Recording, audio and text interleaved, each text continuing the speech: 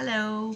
I had just spent a great deal of time writing out a long post to put in the group as a follow-up to the one I did the other day about letting go of old-fashioned beliefs about horses and training methods and learning and using some newer techniques. And I was going to share a situation I had with my horse Ever this week, and I had the post just about done and it disappeared.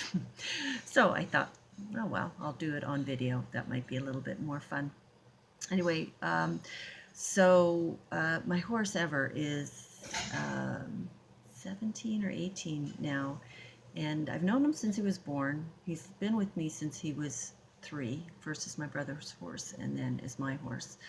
And he has always been a challenging horse. He's not been easy. And so that's the saying, you don't get the horse you want, you get the horse you need. Well, Ever is that horse for me. And I've certainly learned a lot from him because a lot of forceful techniques just don't work with him. So anyway, what happened this week on Tuesday night, I went out to feed. The horses all live outside and they get fed outside, and I went out to feed and noticed that his left eye was quite swollen and it was half shut. And he's had an injury on his left cheekbone, right on the point of his cheekbone, for several months, and it's just been, there's a damage to the bone, and it's taking a really long time to heal. But it looked like there was a hunk of pus that was kind of solid, which is odd, on this old wound. So I really needed to have a good look at what was going on between his eye and that wound. So I put his halter on and I put the chain over his nose, because his go-to method is to throw his head up as high as he possibly can and then pull hard to the right to escape. It's his flight mechanism. And so there we were in the mud, with me hanging onto the chain with one hand and trying to dig get this goop, which I thought was a mixture of scab and pus, off his face. And I ripped my fingernail down part way doing that. Anyway, it took quite a while and it was not fun for either him or I. And I did manage to dislodge something that was quite hard, and turns out it was a piece of a twig that was about 1 inch long and about half the width of my baby finger.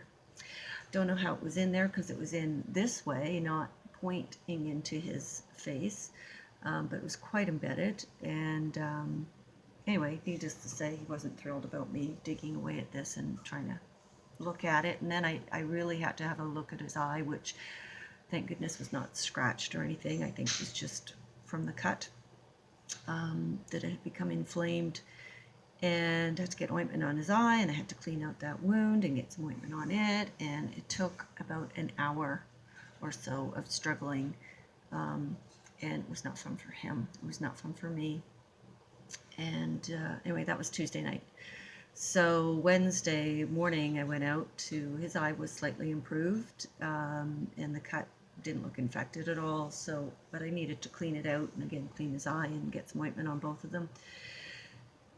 And I didn't relish the idea of going through what we'd gone through the day before. So I had to think a little differently about it. And because I've done a little bit of positive reinforcement with him before while tending to this wound a few months ago, I thought, well, we've got nothing to lose by giving this a shot. Let's see if it works. So I went through taking the time of doing positive reinforcement. So when he would allow me to put my hand somewhere close to his face at first, and then gradually, maybe on his neck, gradually getting closer and closer up to that area, he would get some positive reinforcement for that.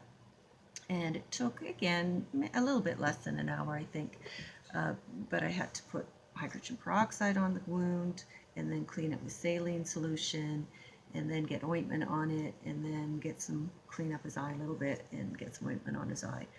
So that was with a halter and the chain just attached to the ring, not over his nose. So that was an improvement. So that was Wednesday morning. Wednesday night, I went out and I think I had the halter on him still, but I decided to try it from the other side of the gate. So he could leave anytime he wanted to. He had choice. And took about half an hour. And now, this time I was reinforcing, so when my hand was able to touch, so the wound was here, my hand was able to touch close to it, but not on top of it, and he was able to leave his head there, or even bring his head toward my hand. And again, I was able to clean it and get ointment on it, both that and his eye. So that was good. And then, so Wednesday nights, Thursday morning, no halter, just over the fence.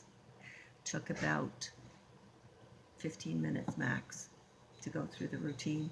Same thing Thursday night, same thing Friday morning, and again this morning, because his eye is fine now, I'm not having to put the ointment on it, it was 5 minutes. Go call him from the gate, he comes to me, even though I've got this bag full of stuff. He knows I'm going to be messing around with his face and his eye.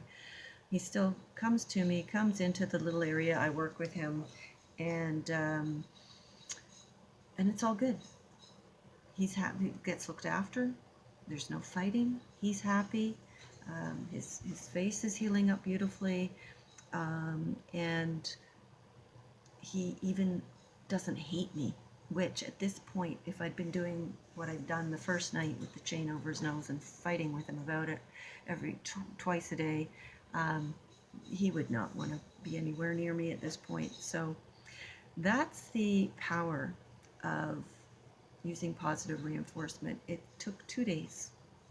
That was within 2 or 3 sessions of working with him that made a dramatic difference, and so stress-free for both of us. So, you know, there was a time when I thought of positive reinforcement, which, if you're familiar with clicker training is a form of positive reinforcement, and I used to think that was just for teaching circus tricks, and that if you used it, your horse was going to just become, think of you as a vending machine and just be doing it for the food. And I have learned so much more about it and have had so many successes with different horses in different situations. It's a fantastic tool to have in your toolbox.